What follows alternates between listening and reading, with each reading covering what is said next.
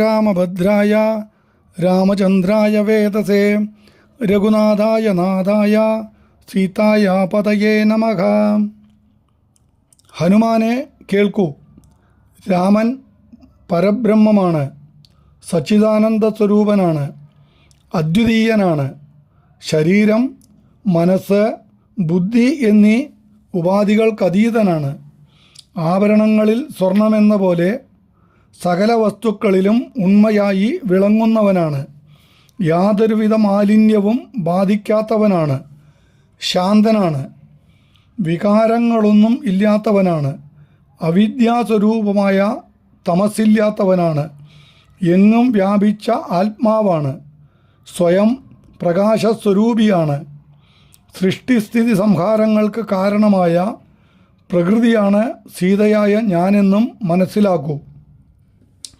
പരമാത്മാവായ രാമൻ്റെ സാന്നിധ്യത്തിൽ മൂലപ്രകൃതിയായ ഞാൻ ഈ പ്രപഞ്ചത്തിൻ്റെ സൃഷ്ടിസ്ഥിതി സംഹാരങ്ങൾ നടത്തി വരുന്നു. അദ്ദേഹത്തിൻ്റെ സാന്നിധ്യത്തിൽ ഞാൻ സൃഷ്ടിച്ച ഈ പ്രപഞ്ചത്തെയും അതിൻ്റെ വ്യവഹാരങ്ങളെയും അജ്ഞന്മാർ പരമാത്മാവായ രാമനിൽ ആരോപിക്കുകയാണ് ചെയ്യുന്നത്. സത്വം, രജസ്, തമസ് എന്നീ മൂന്ന് ഗുണങ്ങളോട് കൂടിയ ഒരു ശക്തിയാണ് പ്രകൃതി. അഗ്നിയിൽ ചൂടെന്ന പോലെ പ്രകൃതി ആത്മാവിനെ ആശ്രയിച്ച് സ്ഥിതി ചെയ്യുന്നു. പ്രകൃതിയിലെ തമോ ഗുണം കൊണ്ട് ശരീരവും, രജോ ഗുണം കൊണ്ട് ഇന്ദ്രിയങ്ങളും, സത്വഗുണം കൊണ്ട് മനസ്സും ഉണ്ടാവുന്നു.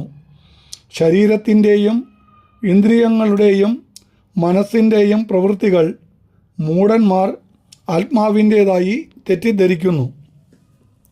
മനോഹരമായ അയോധ്യ നഗരത്തിൽ നിർമ്മലമായ രഘുവംശത്തിലെ അവതാരം, വിശ്വാമിത്ര മഹർഷിയോടൊന്നിച്ചുള്ള വനയാത്ര, അദ്ദേഹത്തിൻ്റെ യാഗരക്ഷ, അഹല്യാശാപമോക്ഷം, ത്രയംബകചാപഭഞ്ജനം, സീതാപരിണയം, പരശുരാമ ഗർവശമനം, 12 കൊല്ലം ഞാൻ ഒന്നിച്ചുള്ള അയോധ്യാവാസം, ദണ്ഡകാരണ്യഗമനം, വിരാതവധം, മായാമാരീച നിധനം, സീതാഹരണം, ജടായു സൽഗതി, കവന്തൻ്റെ ശാപമോക്ഷം, ശബരീ സൽക്കാരം, സുഗ്രീവസഖ്യം, ബാലീവധം, സീതാ അന്വേഷണം, സേതുബന്ധനം, വാനരസൈന്യസമേതം ലങ്കാനിരോധനം, ഇന്ദ്രജിത്തിൻ്റെയും രാവണൻ്റെയും മറ്റ് രാക്ഷസന്മാരുടെയും വധം, വിഭീഷണന് ലങ്കാരാജ്യദാനം,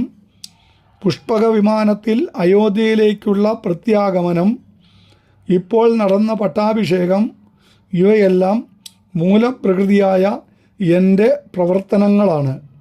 അവയെ നിർവികാര സ്വരൂപിയും സർവാത്മാവുമായ രാമൻ്റെ കർമ്മങ്ങളായി അജ്ഞന്മാർ തെറ്റിദ്ധരിക്കുകയാണ് ചെയ്യുന്നത്. രാമൻ നടക്കുന്നില്ല, നിൽക്കുന്നില്ല, ദുഃഖിക്കുന്നില്ല, ഒന്നും ആഗ്രഹിക്കുന്നില്ല, ഒന്നും ഉപേക്ഷിക്കുന്നില്ല, യാതൊന്നും ചെയ്യുന്നില്ല. ആനന്ദസ്വരൂപനും നിശ്ചലനും മാറ്റങ്ങൾ ഇല്ലാത്തവനുമാണ്. മായയുടെ 3 ഗുണങ്ങളിലൂടെ ഈ വക പ്രവർത്തനങ്ങളും വികാരങ്ങളും ഉള്ളവനായി തോന്നപ്പെടുകയാണ്. പ്രകൃതിയുടെ ഗുണങ്ങളായ രജസ്, സത്വം, തമസ് ഇവയിലൂടെ നോക്കുമ്പോൾ പ്രപഞ്ചത്തിൻ്റെ സൃഷ്ടിസ്ഥിതി സംഹാര കർമ്മങ്ങൾ രാമൻ്റെ പ്രവർത്തനങ്ങളായി തോന്നപ്പെടുകയാണ് ചെയ്യുന്നത്.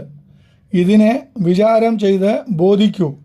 ഇങ്ങനെ ഉപദേശിച്ച് സീതാദേവി നിർത്തി.